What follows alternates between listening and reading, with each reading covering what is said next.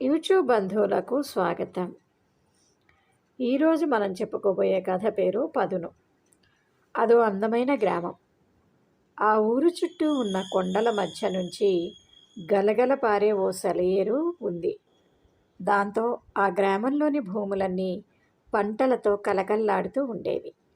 కానీ ఆ ఏడాది వర్షాలు సరిగా కురవలేదు. సెలయేరు ఎండిపోయింది. భూములన్నీ బీడులుగా మారిపోయాయి. చేసేది లేక గ్రామ ప్రజలంతా పక్క గ్రామాలకు కూలి పని కోసం బయలుదేరారు. అలా వెళ్ళిన వారిలో బలరాం కూడా ఒకడు. అతడు పేరుకు తగ్గట్టుగానే కండలు తిరిగిన బలవంతుడు. ఎంతటి బరువులనైనా సునాయాసంగా ఎత్తేసేవాడు. ఓ కట్టెల వ్యాపారి దగ్గరికి వెళ్ళి ఏదన్నా పని ఉంటే ఇప్పించండి అని అడిగాడు బలరాం. అడవికి వెళ్ళి చెట్లు నరకాలి, చేయగలవా అని వ్యాపారి అడిగాడు.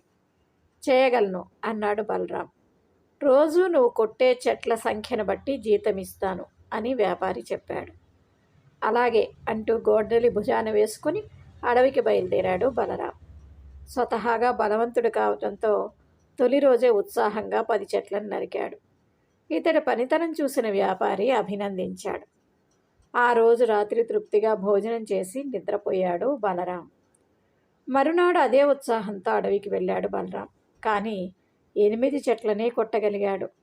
బలరాంకి తన సామర్థ్యం మీద కాస్త అనుమానం కలిగింది.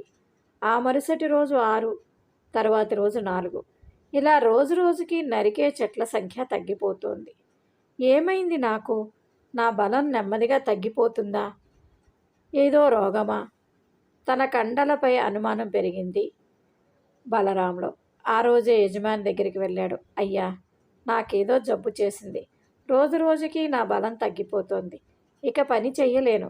దయచేసి నన్ను పంపించేయండి అన్నారు వ్యాపారితో. కాసేపు ఆలోచించిన వ్యాపారి, ఏది నీ గొడ్డలి తీసుకురా అన్నాడు. తీసుకొచ్చి ఇచ్చాడు బలరాం. గొడ్డల్ని కాసేపు పరిశీలించి, బలరాం, నీ భుజబలంతో మాత్రమే ఇన్నాళ్ళు పనిచేశావు, కానీ బుద్ధిబలాన్ని వాడటం లేదు. చెట్టు కొట్టిన తర్వాత గొడ్డలి పదును తగ్గుతుంది. వెంటనే దాన్ని పదును చేయాలి, లేదంటే మొద్దుబారిపోతుంది. ఇంత చిన్న విషయాన్ని తెలుసుకోకుండా పనిచేస్తున్నావు. కండబలం ఉన్నంత మాత్రాన ఎవరూ సమర్థులు కారు. దానికి బుద్ధిబలం తోడవాలి అని చెప్పాడు వ్యాపారి. పొరపాటు తెలుసుకున్న బలరాం గొడ్డలికి పదును పెట్టాడు. ఆ మరునాడు ఉత్సాహంగా అడవికి వెళ్ళి మొదటి రోజులాగే 10 చెట్లు నరకసాగాడు.